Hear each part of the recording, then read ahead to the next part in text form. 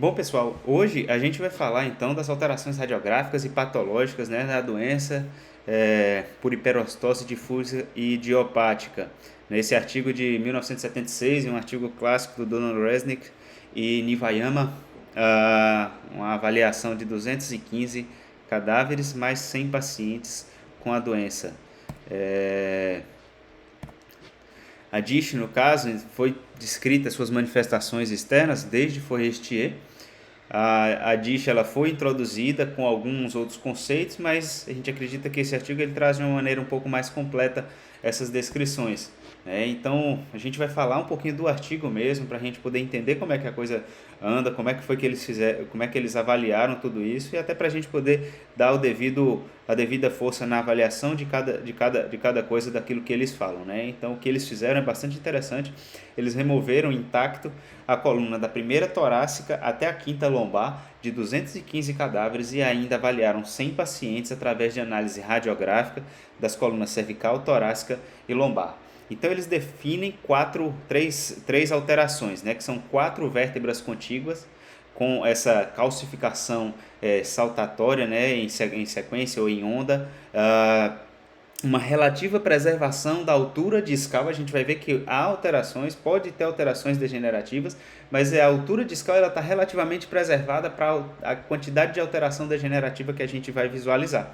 E aqui a gente vai ter também, no caso, a própria ausência de anquilose no disco e principalmente na região da sacroiliaca, que a gente vai ver mais isso na espondilite anquilosante. Na anatomia, a gente vê as alterações, né, das fibras de Sharpe, que elas vão penetrar nessa região do anel externo, e essas fibras elas vão além das margens do disco, que fazem essa fixação do disco ao corpo vertebral, e elas são um ponto de suspeita nesse caso de estarem alterados, a gente encontra alterações inflamatórias, principalmente nessa região mais próxima do ligamento longitudinal anterior. Então os resultados aí a gente vai ver principalmente essa questão de um acometimento maior da região torácica, e aí a gente tem 9, 8, 10 e 7, as principais vértebras torácicas acometidas. Dos 100 pacientes, no caso, a gente tem que 49 a 88 anos, todos eles, e uma média de 68 anos. Então esse é o grupo de pessoas que a gente está avaliando. Havia um grupo específico com uma quantidade maior de homens, mas eles acreditam que isso acontece sim, essa prevalência masculina, mas isso estava relacionado ao acesso que eles tinham ali, provavelmente do escopo dos cadáveres, das pessoas que eles tinham acesso a avaliar isso. Bom, então os resultados que a gente tem aqui é mais frequentemente nessas vértebras que a gente falou, a nona, a oitava, a décima e a sétima, uma baixa incidência na região torácica, né, no level alto torácico, né, na torácica alta, e o padrão de anormalidade era relativamente constante. Então, assim, tinha essa calcificação laminada, tudo isso estava associado a esses pacientes, essa ossificação linear, normalmente na coluna torácica, cerca de 1 a 3 milímetros de espessura, e elas continuavam, né, através do disco, como a gente pode observar na imagem aí. Então, na coluna cervical, a gente tem que, nessa região cervical alta, a gente tem um acometimento menor. E fica claro aqui um acometimento desde a terceira, quarta, quinta, sexta, sétima vértebra cervical e umas excrescências um pouco maiores que a gente via na torácica. Na coluna lombar, de 94 pacientes avaliados, 87 haviam alterações, mas é interessante notar que os pacientes não fechavam o critério diagnóstico. Imagine que a gente definiu que teria que ter essas alterações em 4 vértebras consecutivas. Na lombar, a gente não encontrava isso, apesar de encontrar excrescências grandes de até 20 milímetros nesses pacientes. Então, outras coisas que foram observadas, essa assimetria lateral, apesar de você ter acometimentos dos dois lados, havia uma predileção, especialmente na região torácica baixa e lombar, pela região anterolateral à direita dos pacientes, né, da coluna dos pacientes.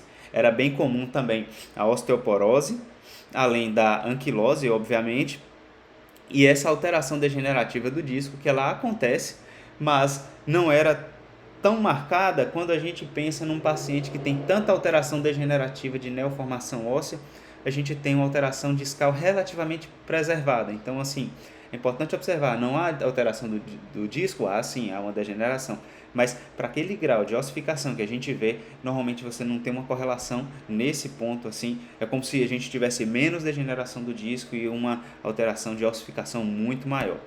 As análises patológicas da coluna torácica, né, a gente vê essa calcificação em fita, que principalmente isso é importante, tá sempre marcado nesse aspecto anterior do corpo vertebral, a calcificação e a ossificação principalmente notadas no ligamento longitudinal anterior, e nessa região também se encontrava principalmente algumas alterações de inflamação, de células inflamatórias, infiltrado inflamatório ao redor da região do ligamento longitudinal anterior. Então, na coluna lombar, os primeiros sinais observados eram realmente a hiperostose e a esclerose. A discussão dele, então, ele fala, né, que a doença ela já vinha sido notada, já tinha sido descrita como vários nomes, especialmente aí Forrestier havia descrito como uma anquilose senil difusa idiopática já da coluna. É notável a alteração relacionada ao ligamento longitudinal anterior, e as alterações inflamatórias nessa região também. As rupturas da periferia do ânulo fibroso também são alterações notáveis nesses pacientes. E como diagnóstico diferencial principal, a espondilite anquilosante, a gente vai observar que a espondilite ela pode afetar principalmente pacientes um pouco mais jovens. A gente lembra aqui que a média de idade desses pacientes nesse artigo foi de 68 anos de idade. Então, na DISH, a gente vai ter esse acometimento mais intenso do ligamento longitudinal anterior, que a gente não vê tanto na espondilite anquilosante. É importante observar que há alterações em todas as áreas. A gente pode, no estágio final, acontecer alterações em todas as áreas, mas aqui a gente tem uma preservação dessa região, dessas alterações para estágios mais finais. E na espondilite anquilosante, obviamente, a gente vai ter alterações mais baixas, alterações